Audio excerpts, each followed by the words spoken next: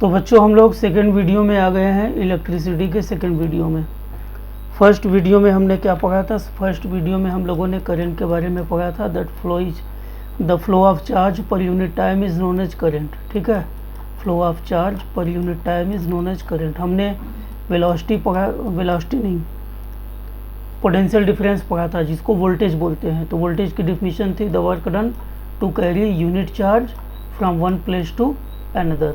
ठीक है, हमने ये भी पढ़ा था कि अगर डिनोमिनेटर में नीचे की तरफ कोई वैल्यू हो, नीचे की तरफ कोई वैल्यू हो तो उसको हम लोग यूनिट पढ़ते हैं। ठीक, करंट की यूनिट हमने पढ़ी थी, करंट की यूनिट होती है एम्पियर। वोल्टेज की यूनिट हमने पढ़ी थी, होता है वोल्ट। ठीक है, आज हम लोग शुरू करेंगे ओम्स लॉ।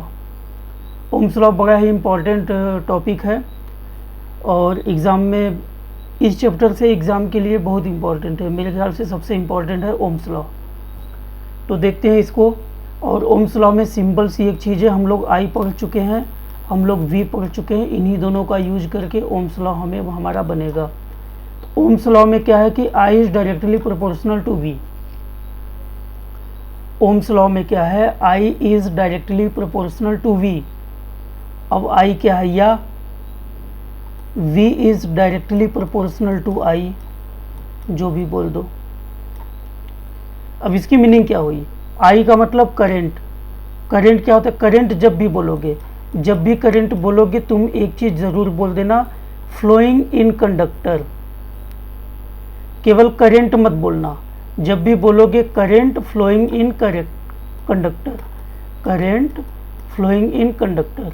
उसी तरह पोटेंशियल डिफरेंस, केवल पोटेंशियल डिफरेंस नहीं बोलोगे बल्कि पोटेंशियल डिफरेंस हमेशा बोलोगे, उसके साथ बोलोगे across the ends of the conductor, across the ends of the conductor.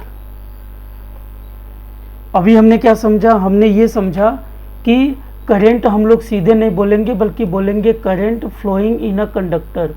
याद रखना, करंट के साथ हमेशा लिखोगे फ्लोइंग इन अ कंडक्टर।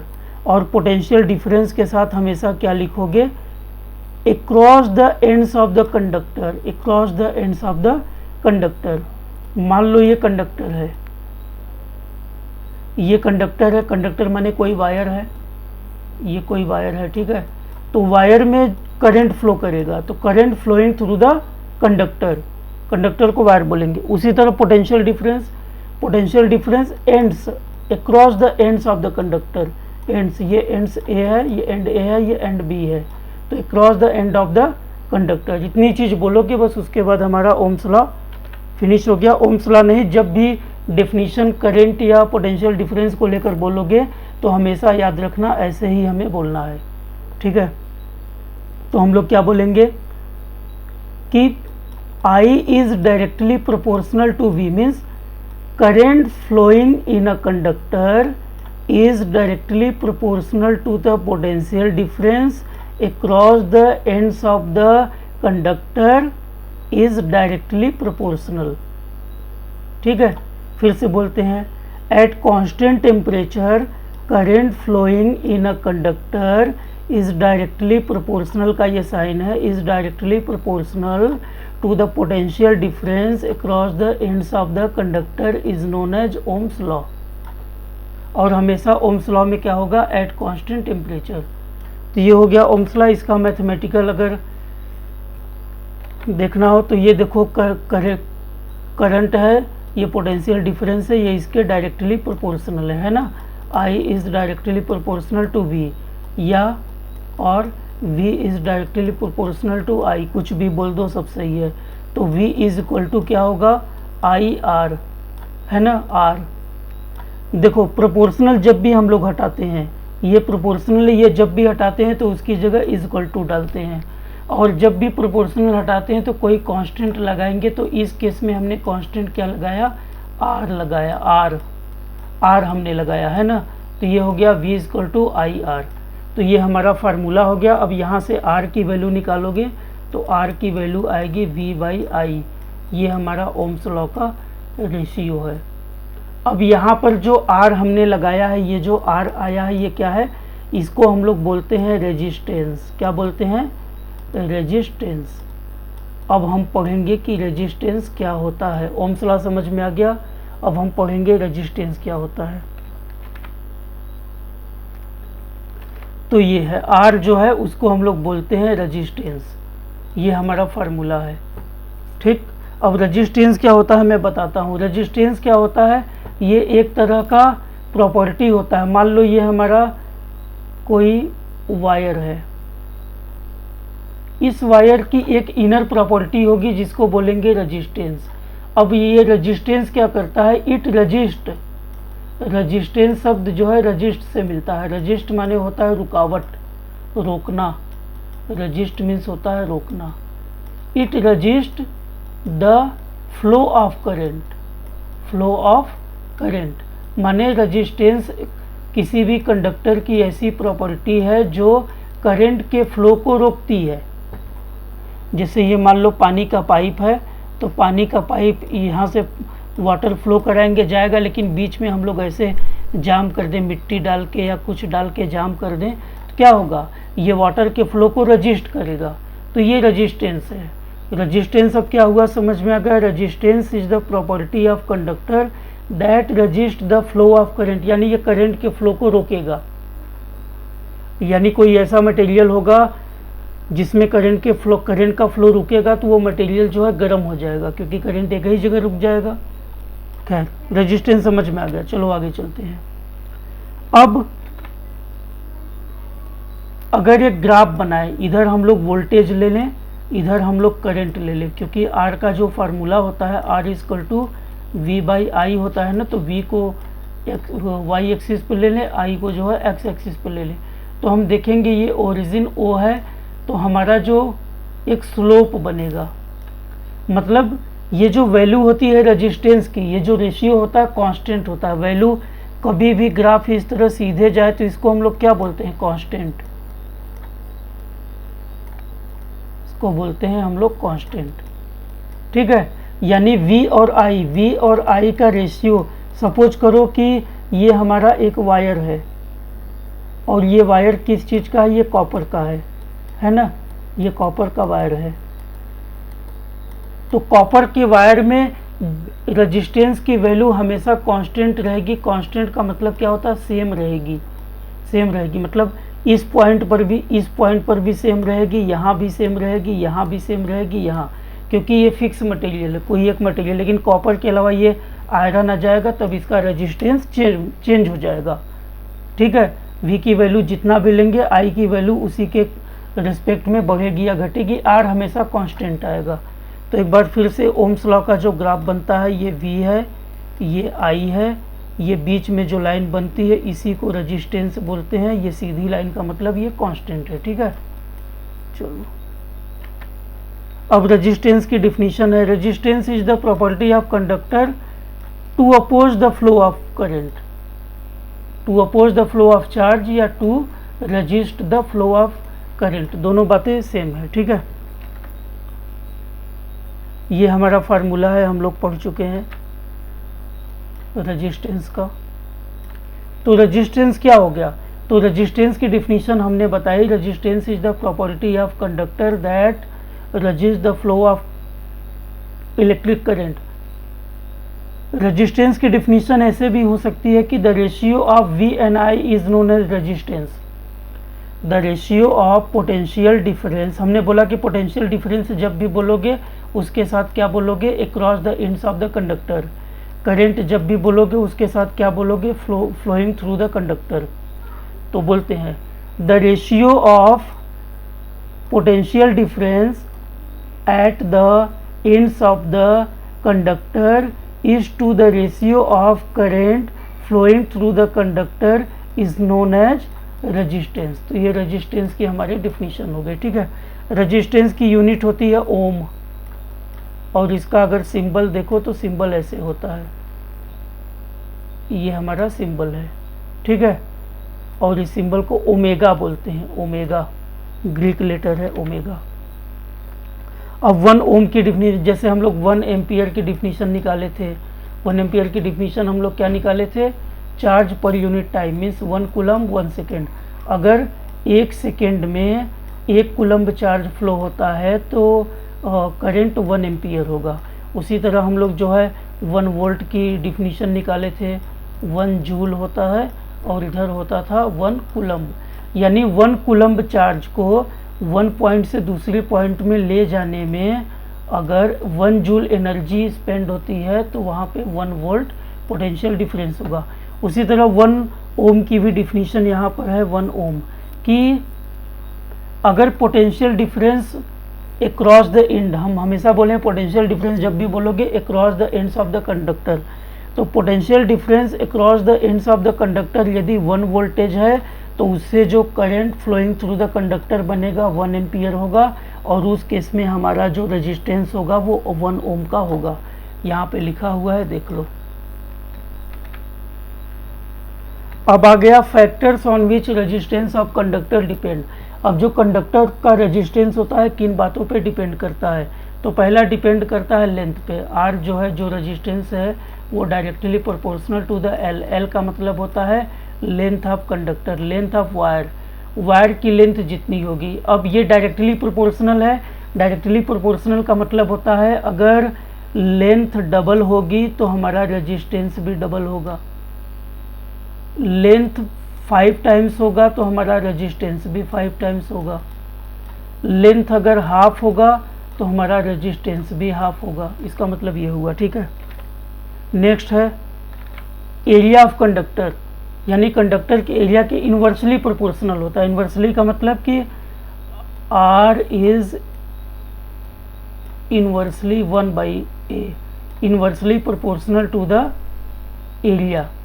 अब एरिया, इसका मतलब क्या हुआ कि अगर रेजिस्टेंस, अगर एरिया डबल होगा तो रेजिस्टेंस 1/2 होगा, ठीक है।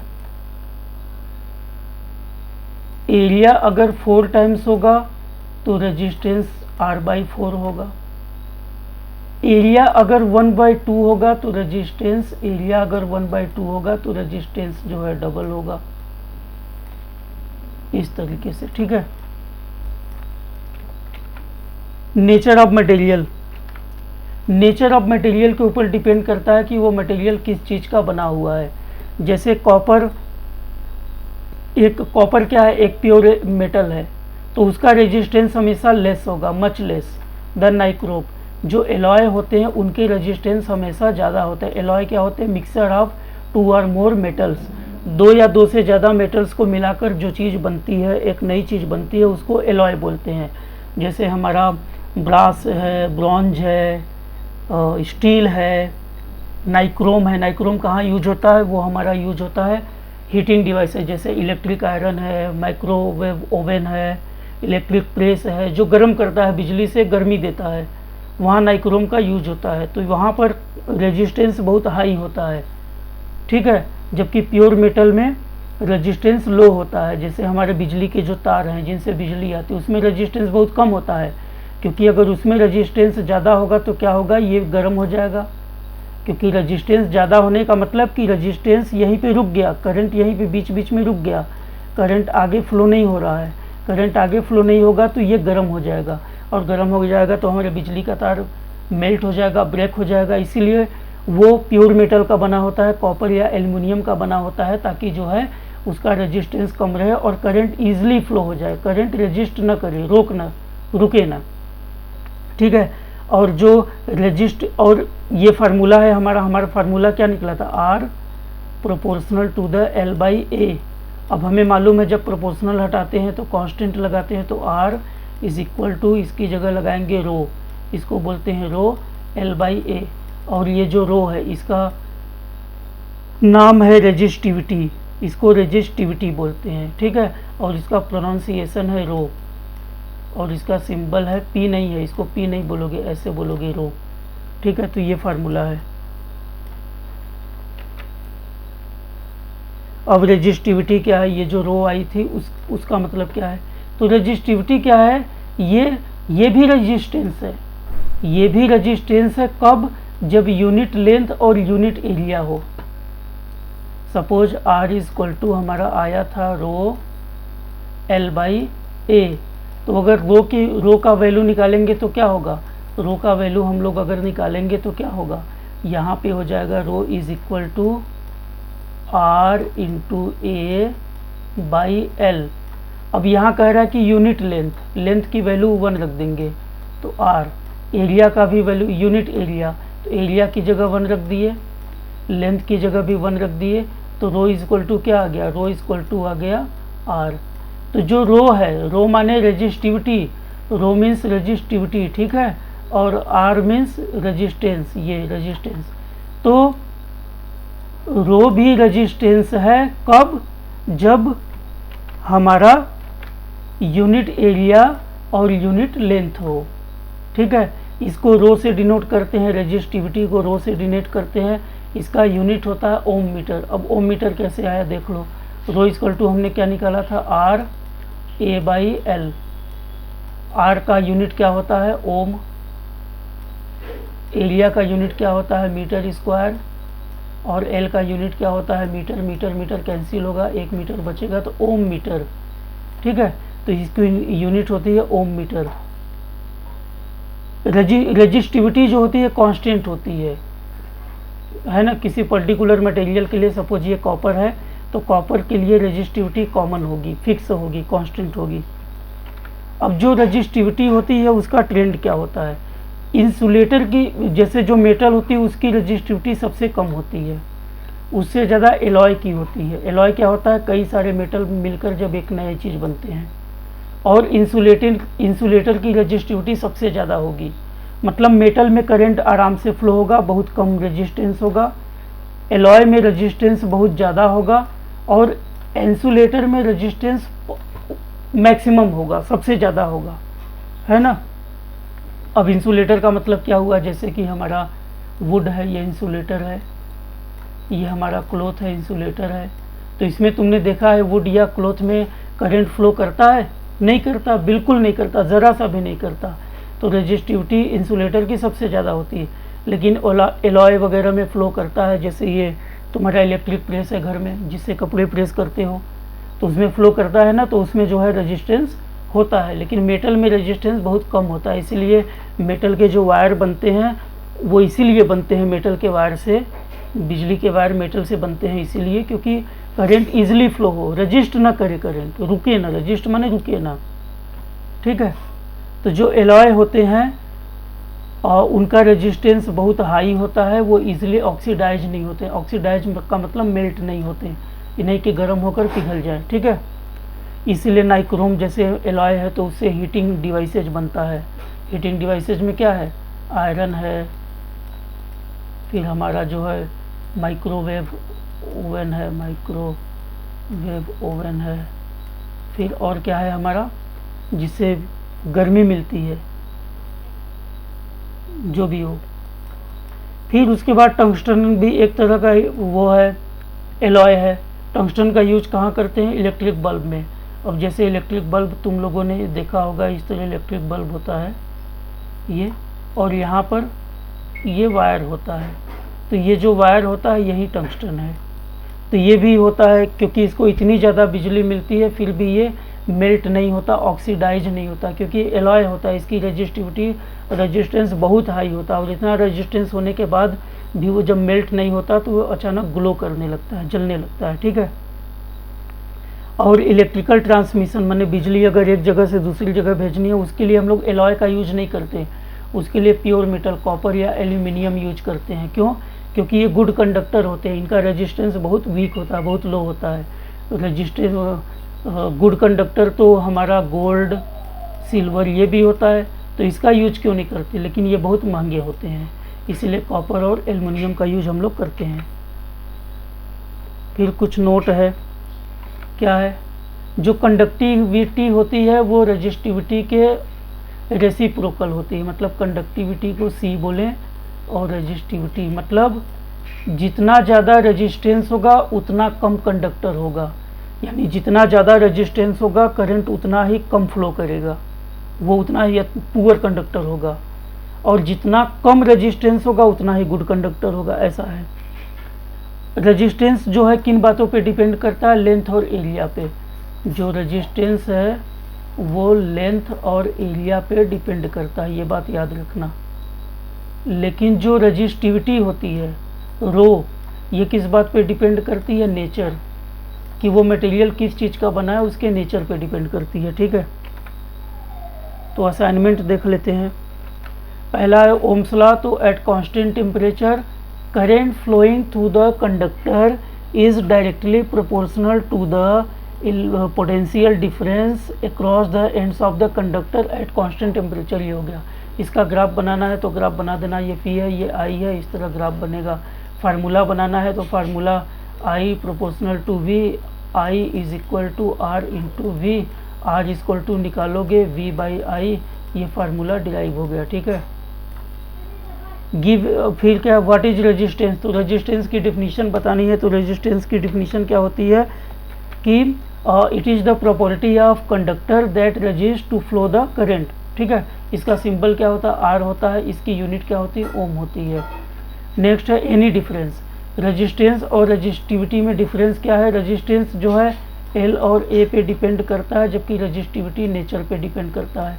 रेजिस्टेंस का जो यूनिट होता है वो ओम होता है, रेजिस्टिविटी की यूनिट होती है ओम और मीटर। ठीक है, दो डिफरेंस मैंने बताया, और कुछ होगा तो लिख लो। फोर्थ है what are the factors on which resistance. Resistance किन बातों पे डिपेंड करता है? तो लेंथ पे डिपेंड करता है, डायरेक्टली प्रोपोर्शनल होता है, एरिया पे डिपेंड करता है, इन्वर्सली प्रोपोर्शनल होता है, और नेचर ऑफ मटेरियल पे, रो पे डिपेंड करता है। ठीक है, वाई आर हीटिंग डिवाइसेज। जो हीटिंग डिवाइसेज होती हैं, जो हीटिंग डिवाइसेज होती हैं वो जो है नाइक्रोम एलॉय वगैरह की क्यों बनी होती हैं? जैसे हीटर है ना, हीटर है, तुम्हारा जो है प्रेस है, आयरन है जिसको बोलते हैं हम लोग, फिर उसके बाद माइक्रोवेव ओवन है, ये सारी चीज़ एलॉय या नाइक्रोम की क्यों बनती है? क्योंकि उनका रेजिस्टेंस बहुत हाई होता है, सिक्स नंबर है। सिक्स नंबर में क्या है? कॉपर या एल्युमिनियम का यूज करते हैं बिजली को एक जगह से दूसरी जगह दूर दूर तक पहुंचाने में। गोल्ड या सिल्वर का यूज नहीं करते क्योंकि वो बहुत कॉस्टली होते हैं, एक्सपेंसिव होते हैं। और कॉपर एल्युमिनियम का इसलिए यूज करते हैं, कॉपर एल्युमिनियम का, क्योंकि इनका रेजिस्टेंस बहुत लो होता है, ठीक है। लास्ट है वाइट टंगस्टन। टंगस्टन का यूज क्यों करते हैं फिलामेंट बनाने के लिए? क्योंकि जो फिलामेंट हम लोग बनाते हैं वो इसलिए बनाते हैं कि जब इसको बिजली मिले तो ये ग्लो करे।